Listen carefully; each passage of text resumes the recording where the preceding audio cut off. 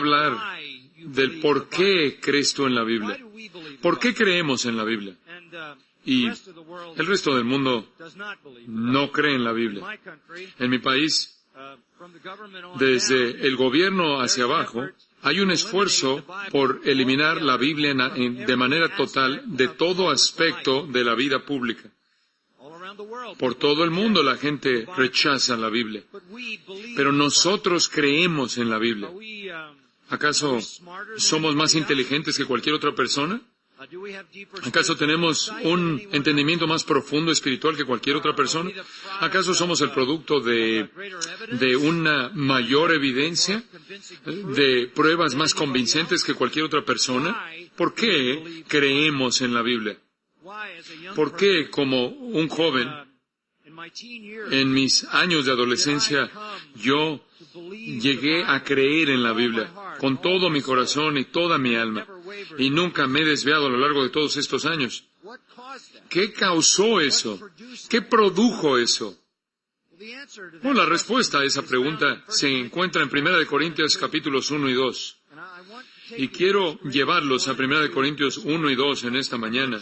Y voy a tratar de hacer algo que es es un desafío en cierta manera. Voy a tratar de cubrir una porción extensa de las Escrituras. Yo estoy mucho más cómodo con porciones cortas de las Escrituras en las que puedo escarbar a profundidad.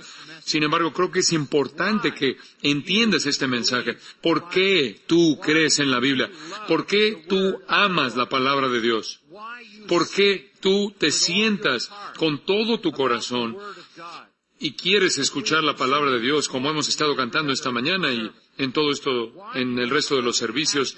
¿Por qué tienes una pasión tan grande por la palabra de Dios? Hay una respuesta a esta pregunta, y es una respuesta sobrenatural, y se encuentra comenzando en 1 Corintios capítulo 1, versículo 18, y sigue hasta el final del capítulo 2. Esta sección entera responde a esa pregunta. Ahora, permítame decirte que responde también a muchas otras preguntas. No vamos a poder responder a todas esas preguntas, pero creo que vas a ser inmensamente enriquecido y bendecido conforme ves este pasaje que tiene muchos versículos conocidos y frases conocidas, pero quizás por primera vez lo ves en su plenitud, en su totalidad. Ahora, en 1 Corintios 1 y 2, únicamente vamos a concentrarnos en 2 puntos. Punto número 1, ¿por qué la gente rechaza la Biblia? Punto número 2, ¿por qué nosotros aceptamos la Biblia? Eso se encuentra en este impresionante pasaje. El apóstol Pablo comienza con el tema de por qué la gente rechaza la Biblia. Ahora, simplemente para identificar de qué está hablando Pablo, él se refiere en el versículo 18 a la palabra de la cruz. Él se refiere al testimonio de Dios en este pasaje, y después se refiere a la sabiduría de Dios. La palabra acerca de la cruz, el testimonio de Dios y la sabiduría de Dios, todas son maneras de referirse a las Escrituras.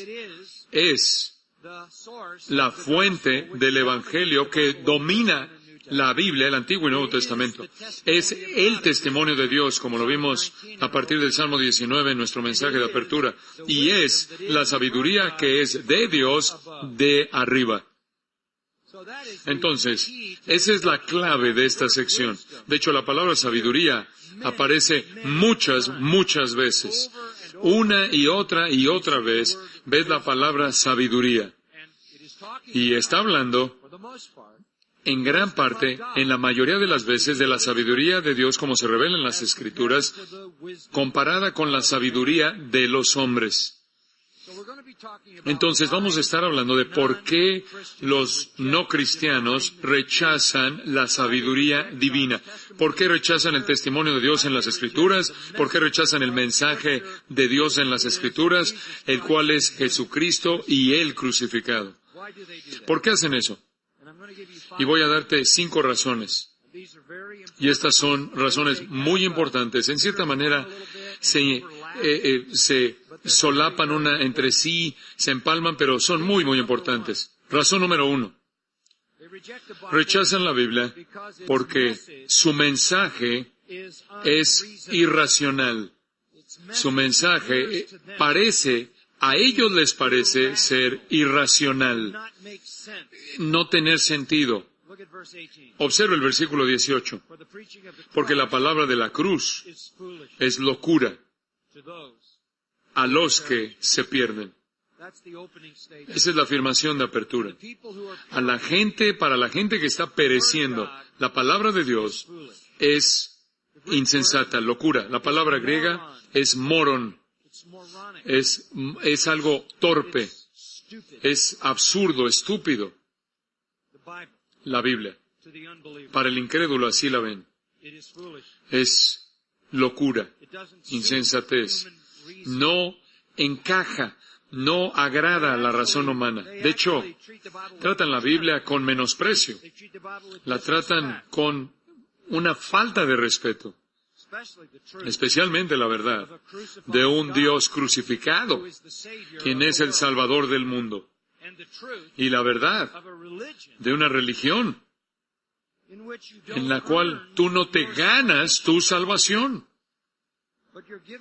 pero se te da como un regalo gratuito de gracia. Todas esas cosas son aparentemente para un incrédulo de corazón y de mente algo irracional. Locura, insensatez. Ahora quiero que observen algo. Es locura a los que se pierden, a los que se están perdiendo en el griego. Esa es una categoría de personas. Estas son las personas incrédulas. Son las personas que están en el proceso de perecer. Van camino a la muerte y el infierno.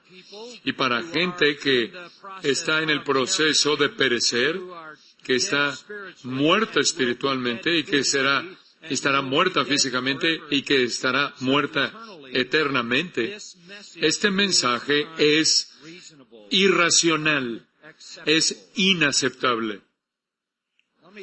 Permíteme expandir en este punto, profundizar. Ellos deben creer. Ellos, ¿cómo van a creer que Dios vino al mundo? Que solo hay un Dios, no muchos.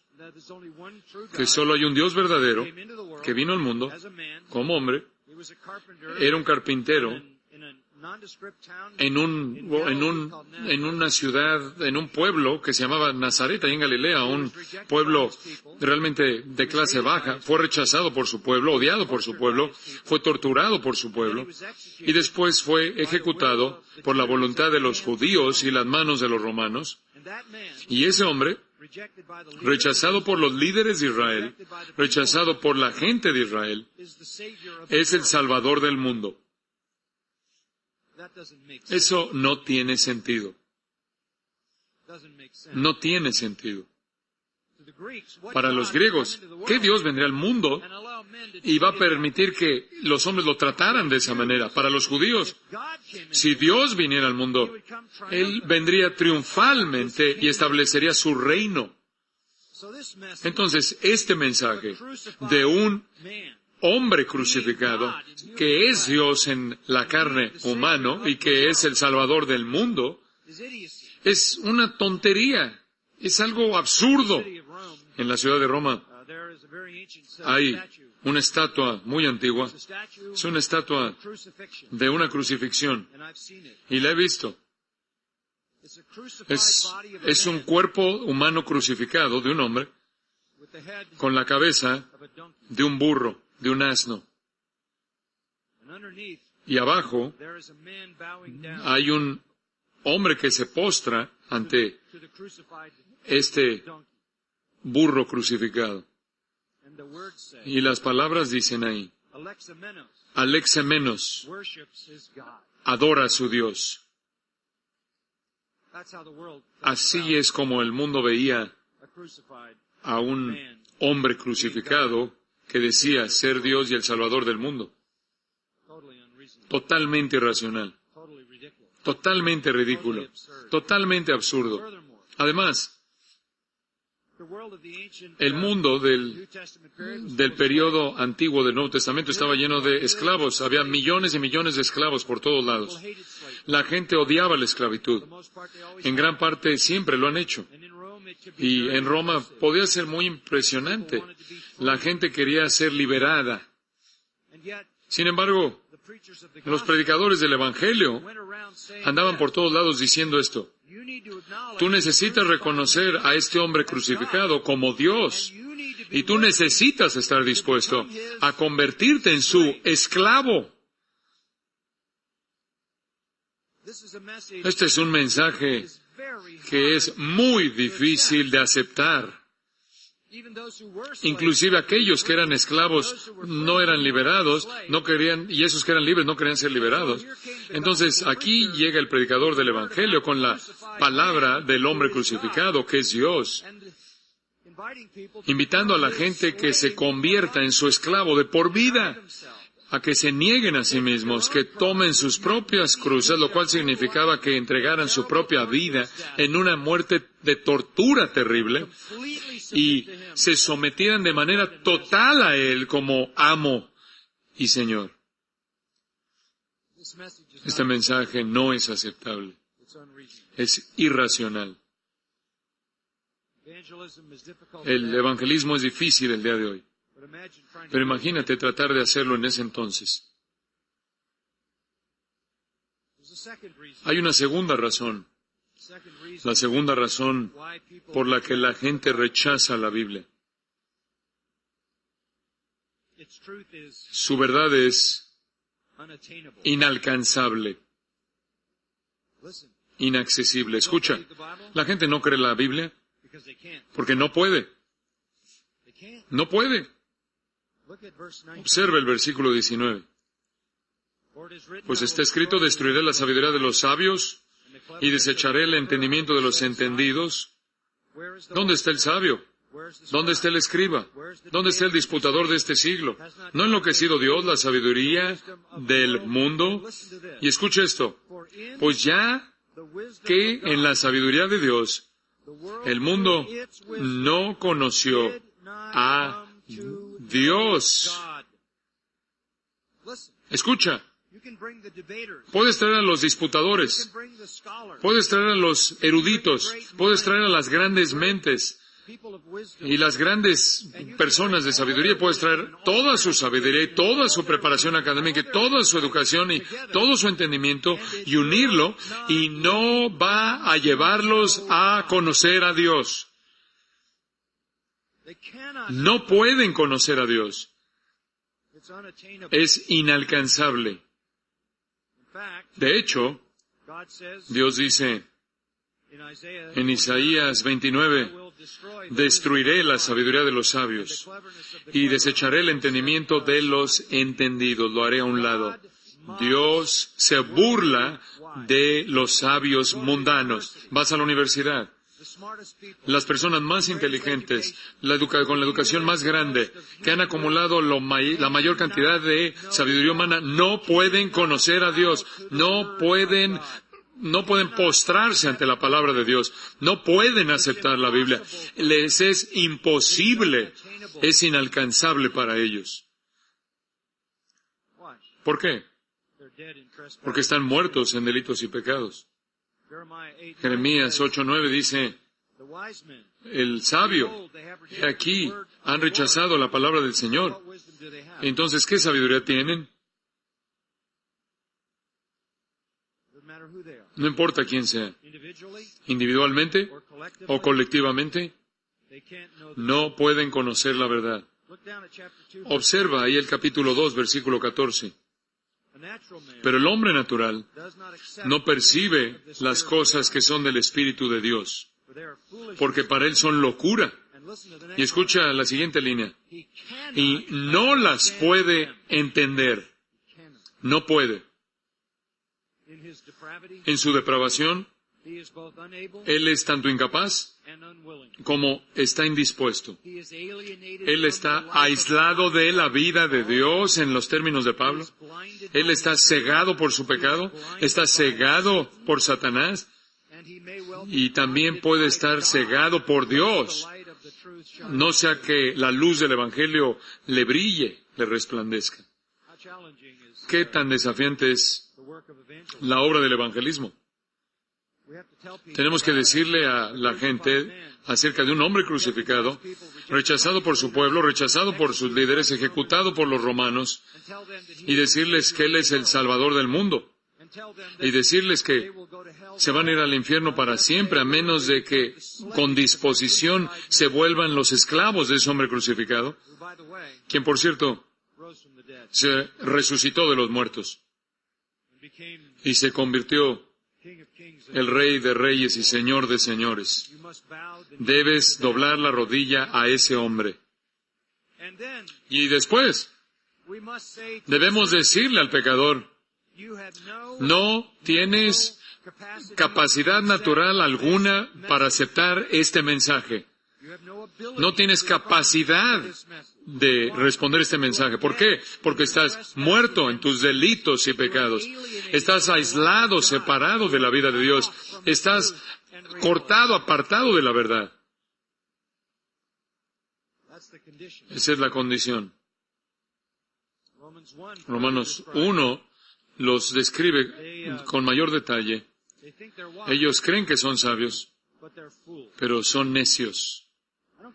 No me importa lo preparado académicamente que esté un hombre, no me importa lo exaltado que esté, no me importa lo honrado que sea, cuánto el mundo piensa en su entendimiento y sabiduría, que ningún hombre por sí mismo, con su propia sabiduría, puede alcanzar la verdad.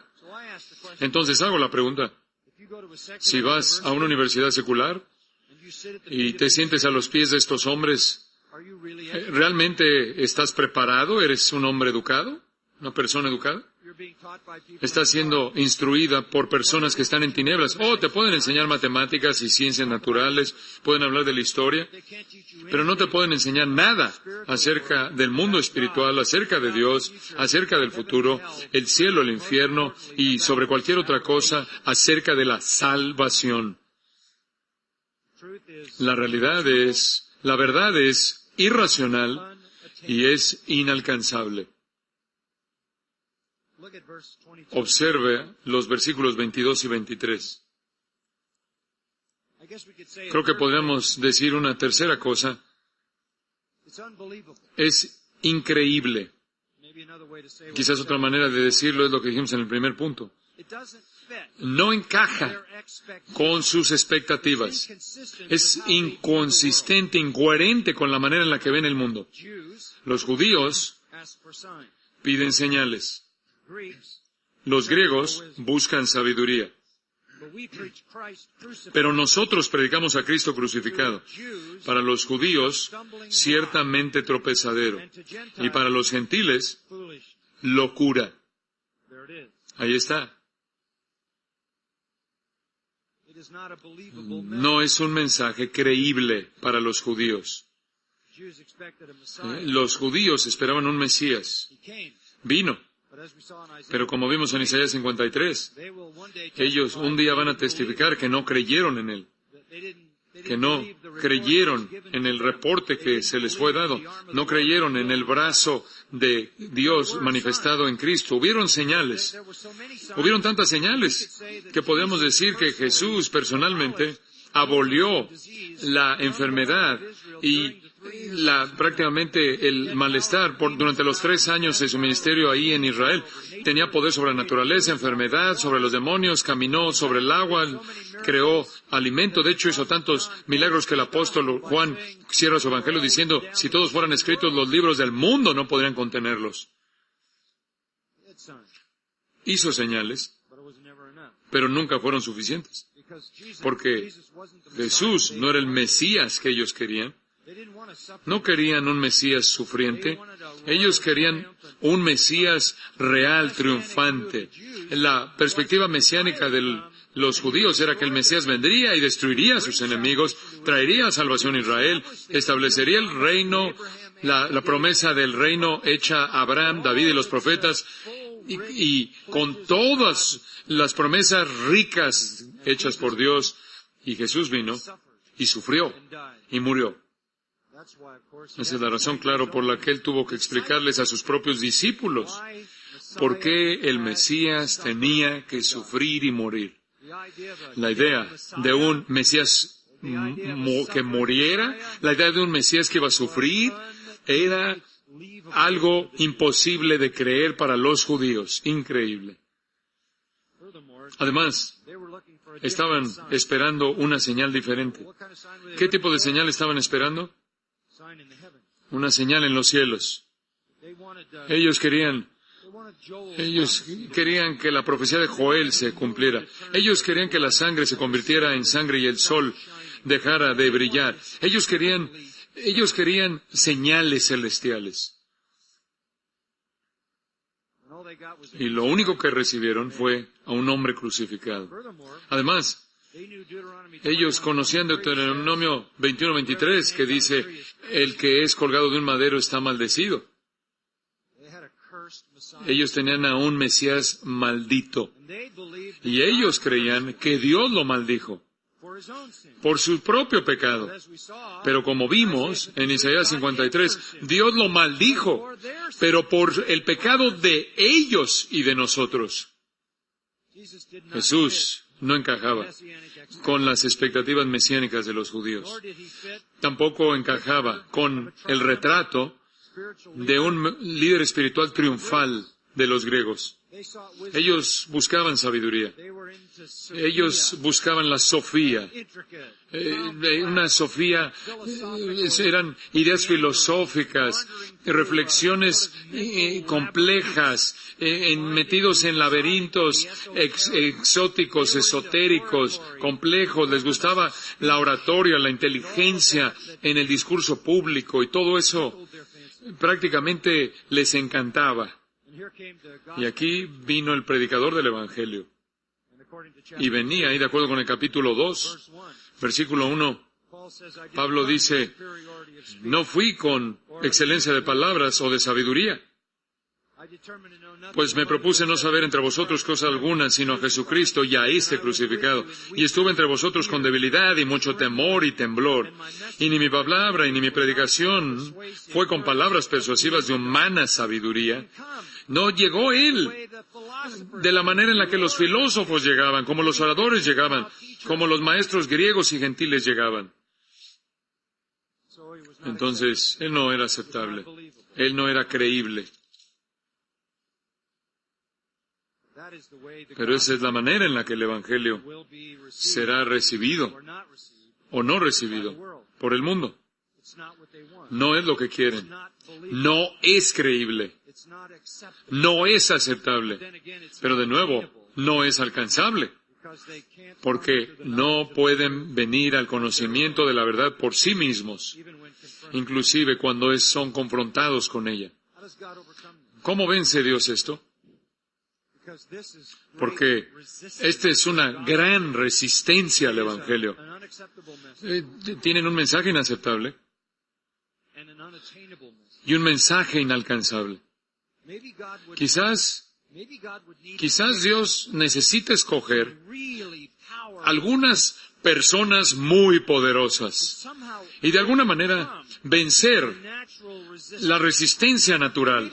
Quizás Dios escoge identificarse con algunas de las personas más grandiosas, más poderosas, los educadores y filósofos más grandiosos, con los científicos más grandes. Y si ellos trajeran el mensaje, si tan solo ellos creyeran el Evangelio, algunos de los líderes del mundo, los gobernantes del mundo, algunos de los grandes escritores y pensadores, si tan solo ellos lo creyeran, quizás debido a que ellos lo creen, otras personas lo creerían. Pero Dios no hizo eso. Y este es el cuarto punto. Su gente son menospreciables. Su gente es menospreciable. Observe los versículos 26. Observe el versículo 26. Pues mirad, hermanos, vuestra vocación, que no sois muchos sabios según la carne. ¿Qué quiere decir eso? Por cierto, no muchos, es usado 3 veces aquí, no muchos, no sois muchos sabios intelectuales. La élite intelectual. No muchos. Muy raro. Ni muchos poderosos. ¿Qué quiere decir eso? Poderosos, grandes, gente grande, líderes influyentes. Ni muchos nobles. Lo que eso significa de estirpe social, de grandes familias, de familias de dinero, familias poderosas. No, de hecho, versículo 27, sino que lo necio del mundo escogió Dios. Eso somos nosotros. El mundo nos ve. Y no somos los maestros élite del mundo. No somos las personas poderosas, grandes del mundo. No somos los que venimos de estirpe social, los que somos en la nobleza del mundo. Somos los necios, los no preparados académicamente, los no educados. Versículo 27 dice que Dios ha escogido lo débil. Entonces no somos los fuertes, somos los débiles. No somos los educados, somos los necios. No somos los nobles. Versículo 28, somos lo vil. Eso quiere decir, somos los parias de la sociedad, lo peor, la escoria de la sociedad. De hecho, la palabra es ageneis en griego, eso quiere decir, los de no nacimiento, los no nacidos, los que no tienen genealogía, los nadies. De hecho, finalmente llama a su pueblo, a su gente, versículo 28, lo menospreciado, dice lo que no es. ¿Qué significa eso? No existimos. No existimos. Es un presente participio del verbo ser. Es lo más menospreciable que jamás le podías decir a una persona. Tú no existes. Tú no eres nadie. Y eso es como el mundo nos ve. El mensaje es tan difícil. Tratar de predicar a un hombre crucificado como el Salvador del mundo y rechazado por su pueblo, ejecutado por los romanos en la cruz. Trata de venderle esto a los judíos, que su Mesías y el Hijo de Dios es maldecido. Trata de venderle eso a los gentiles, que un Dios, una deidad vino al mundo y los romanos lo ejecutaron y se dejó que lo ejecutaran, y esa deidad es el Salvador del mundo. Eso no es aceptable, es increíble. No es creíble. Y después trata de decirle a la gente que si quieres ser salvo del infierno y ser librado de tu pecado, tienes que convertirte en su esclavo para siempre. Oh, más vale que ese mensaje se ha colocado en la boca de algunas personas poderosas. Pero el Señor no hizo eso. Nos lo dio a nosotros. Y se burlan de nosotros. Y nos ven como si no existiéramos. Nos tratan con menosprecio. Nos repudian. Somos lo más bajo de lo más bajo. Hay un punto más. Bueno, sí, la mayoría de nosotros somos necios y débiles y viles y menospreciados y no somos nada. Más vale que tengamos algún predicador poderoso. Alguien tiene que vencer esto. ¿Qué tal Pablo? Él es el predicador más poderoso que jamás hemos tenido. Y escucha lo que le leí ahí en el capítulo 2. Así que, hermanos, cuando fui a vosotros, cuando originalmente llegué a predicarles el Evangelio a Corinto, para anunciaros el testimonio de Dios, no fui con excelencia de palabras o de sabiduría, pues esta es la palabra de Dios, el testimonio de Dios, pues me propuse no saber entre vosotros cosa alguna, sino Jesucristo y este crucificado. No hubo inteligencia ahí, no hubo palabras persuasivas de humana sabiduría. Él llegó con debilidad, con temor, con temblor. Impresionante. Ningún poder personal. De hecho, en 2 Corintios 10:10 decían acerca de él, su presencia es menospreciable y su palabra menospreciable. La presencia corporal débil y la palabra menospreciable. Entonces el quinto punto es, sus predicadores son inaceptables. Estuve en CNN, en las noticias una noche, con un falso maestro hindú, quien también es un cirujano de corazón. Su nombre es Deepak Chopra, quizás han oído de él. Y tuve algunas conversaciones muy interesantes, pláticas interesantes con él. Él cree que él es Dios. Entonces, es un problema, porque él es muy bajo de estatura. Es difícil ser Dios si eres un chaparrito. Entonces, él siempre los hacía subir la silla, para que por lo menos estuviera tan alto como yo, porque yo no soy Dios. Estábamos platicando, tuvimos una discusión ahí, un diálogo, y dijo, claro, esto fue fuera de cámara, claro que tú no podrías entender nada de esto. Y dije, bueno, de hecho, lo entiendo, escribí un libro acerca de eso. Y tengo uno aquí. Me gustaría regalártelo. Y me vio, y esto es lo que dijo. Y yo nunca leería nada que tú hubieras escrito.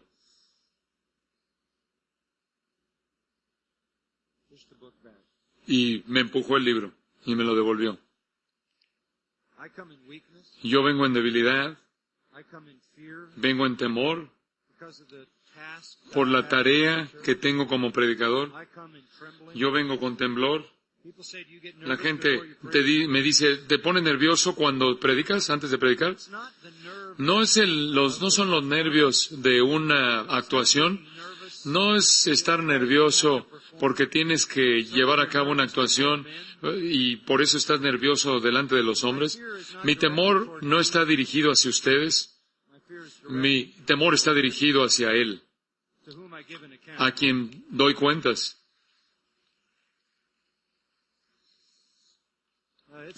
Es una experiencia de temblor predicar. Los predicadores no vienen con palabras persuasivas de humana sabiduría. Entonces aquí vemos razones por las que la gente rechaza la Biblia. No creen, no pueden creer. No somos personas suficientemente poderosas para vencer eso. E inclusive los más nobles y los mejores predicadores, los más nobles predicadores, no pueden por sí mismos, con su propia sabiduría y su propia estrategia y su propia metodología, vencer esa condición en la cual los pecadores están viviendo.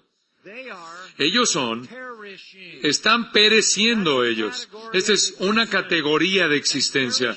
Y la gente que está pereciendo no puede creer. No creerá.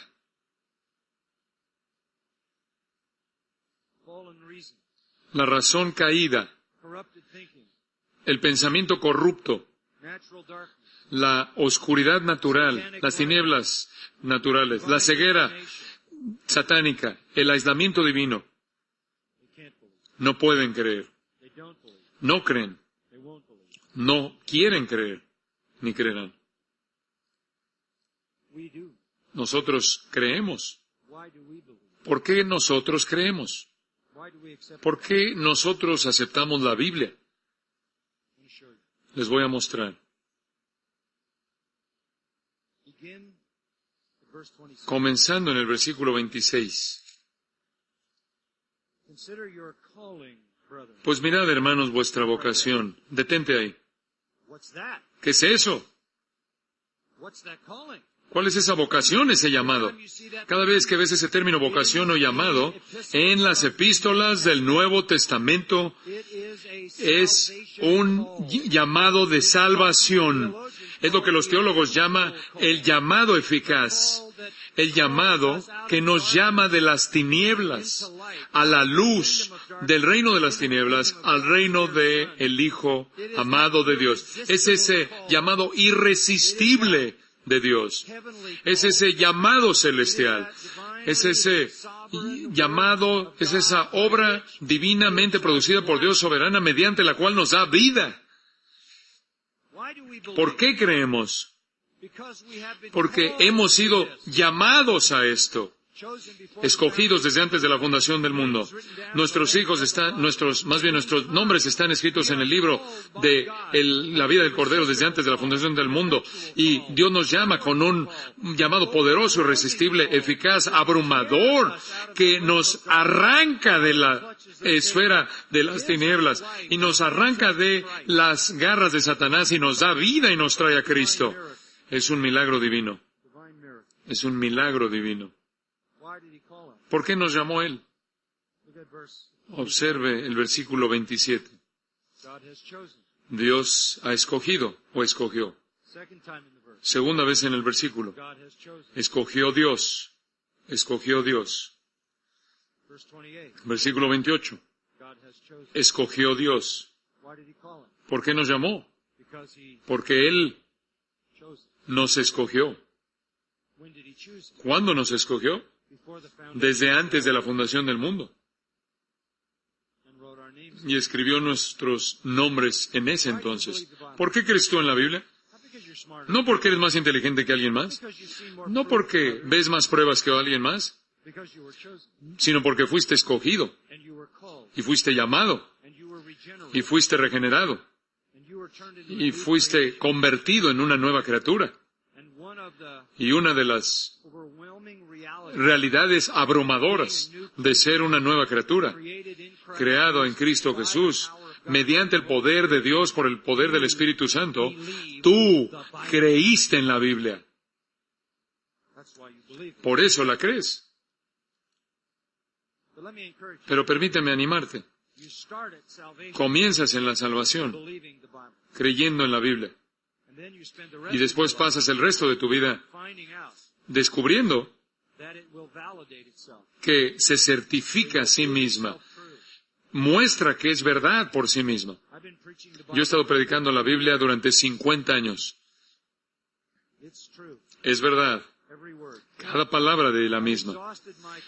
He agotado mis capacidades, mis facultades mentales. He agotado mi mente, mis ojos, mi energía, entregándome esencialmente a todo versículo de la Biblia para escribir una serie de comentarios del Nuevo Testamento, una Biblia de estudio, para predicar a lo largo de las Escrituras. Y les voy a decir que a lo largo de 50 años de esto, toda palabra de Dios es verdad y pura. Pero no me tomó 50 años. No me tomó 50 años entender eso. Yo creí y entonces comencé a verlo verificado. ¿Por qué Dios nos escogió? Versículo 29. A fin de que nadie se jacte. No puedes decir tú, mírame, yo soy lo suficientemente inteligente como para creer la Biblia. Yo soy lo suficientemente sabio para creer la Biblia. Yo tengo mucho más entendimiento como para creer la Biblia. ¿Sabes por qué crees la Biblia? Porque tú fuiste escogido, porque tú fuiste llamado, y se te dio fe, y se te dio fe. Fe es un regalo de Dios. Se te dio fe para confiar en Jesucristo, y entonces confiar en la palabra de Dios. Fuiste escogido. La sabiduría del hombre puede hacer cosas asombrosas. La sabiduría del hombre puede trabajar en las ciencias y en la tecnología, en la genética, en la industria de la medicina, en el arte, en la cultura, en todo tipo de cosas. Pero el hombre no puede conocer a Dios. Hay algo más que decir de por qué creemos. Regresa al versículo 18. La palabra de la cruz, la revelación de Dios, es locura a esa categoría de personas que están pereciendo. Pero a los que se salvan, a los que estamos siendo salvos, esto es a nosotros, es poder de Dios. Tú estás siendo salvado. Esa es la razón por la que ves la Biblia, la manera en la que ves la Biblia. Dices, espera un momento. Yo ya he sido salvado. No, todavía no. Estás siendo salvado.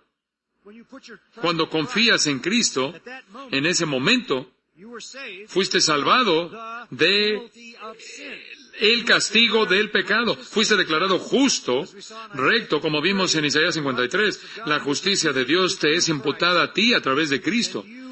Y tú fuiste salvado de la paga del pecado y declarado justo. Pero todavía estás siendo salvado de el poder del pecado, conforme eres santificado. Y escucha, en el futuro, cuando dejes este mundo, serás salvado para siempre de la presencia del pecado. Estás siendo salvado. Esa es la razón por la que Pablo dijo, y ahora vuestra salvación está más cercana de cuando creísteis. La salvación tiene tres aspectos: justificación, santificación, glorificación. La justificación es instantánea. La glorificación es instantánea.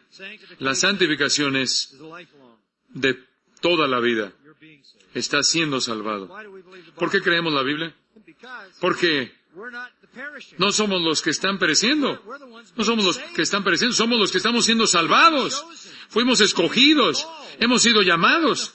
Estamos en el flujo de la salvación. Entonces, no podemos jactarnos. Es humillante. Es realmente aplastante. Señor, ¿por qué hiciste esto para mí? Yo no puedo jactarme. Observa el versículo 30. Me encanta este versículo. Mas por Él estáis vosotros en Cristo Jesús. No por ti, no por lo que hizo tu predicador, aunque él usa la predicación. No puede ser salvado sin el Evangelio, pero es por Él, por lo que Él hizo. Estás en Cristo Jesús. Y después escucha esto: el cual nos ha sido hecho por Dios sabiduría, justificación, santificación y redención. Ahí están esos aspectos de la salvación. Justificación imputada a nosotros cuando creemos, santificación desarrollándose en nosotros por el poder del Espíritu Santo viviendo en este mundo, y la redención final, la redención de nuestros cuerpos, como las llama Pablo. Y es por Él. Y el capítulo termina para que, como está escrito, el que se gloría, ¿qué? Gloríes en el Señor. Gloríes en el Señor.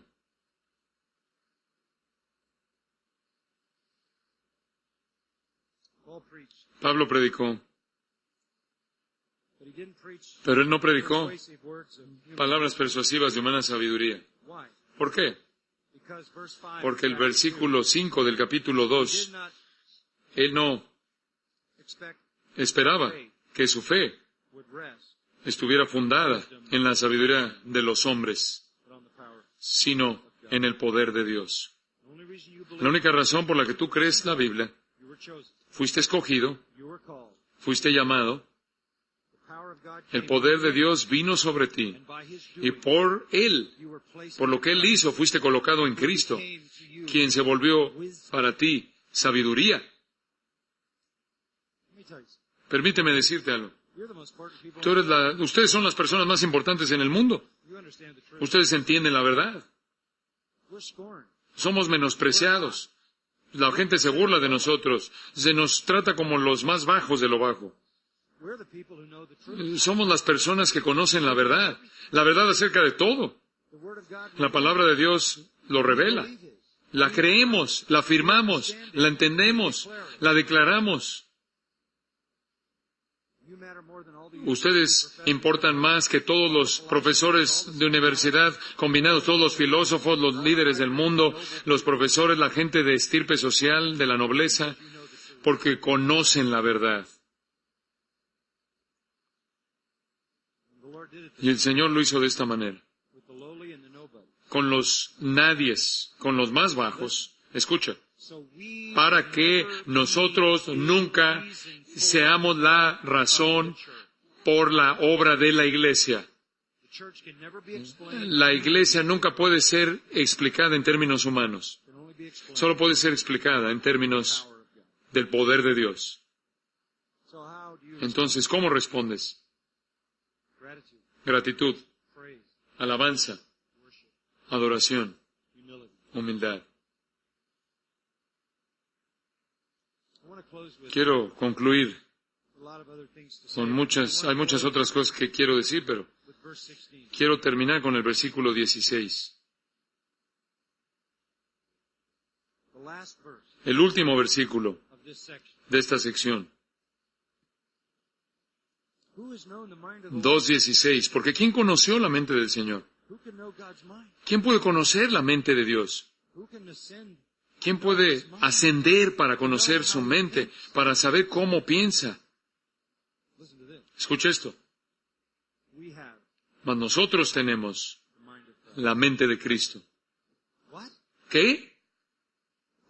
¿Qué quiere decir eso? Te voy a decir lo que no quiere decir.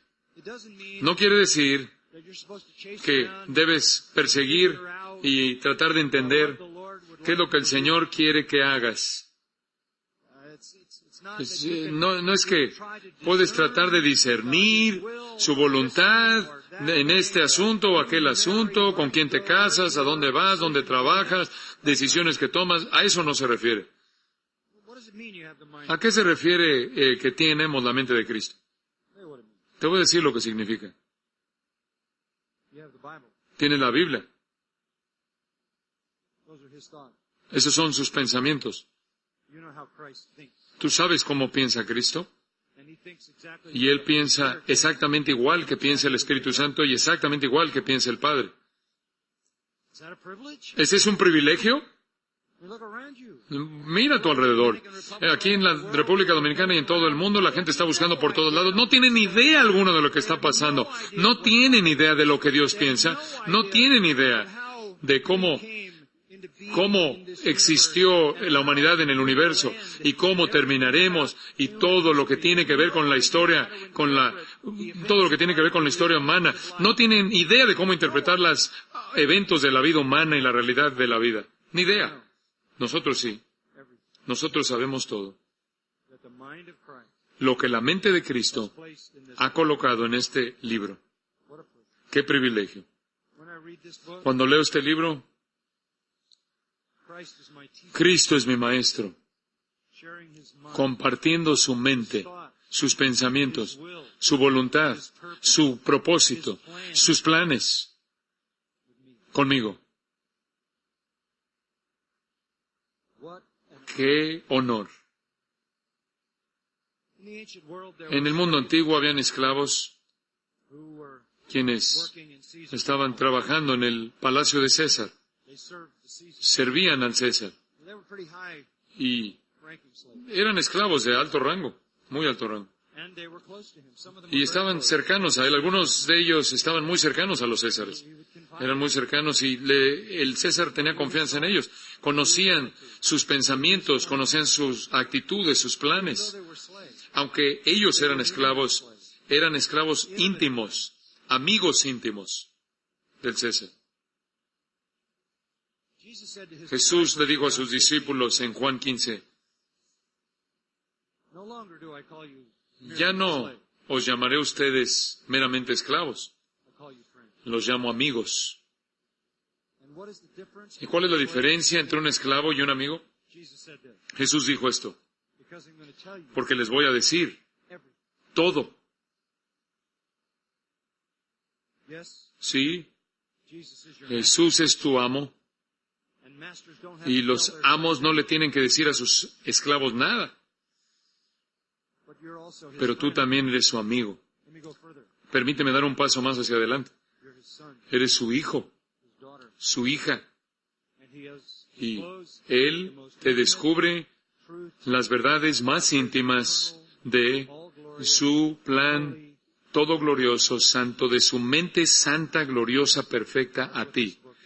Esto es lo que este libro es. Si tú amas este libro, eres parte de aquellos que están siendo salvos. Si no tienes interés en este libro, tú estás entre aquellos que están pereciendo.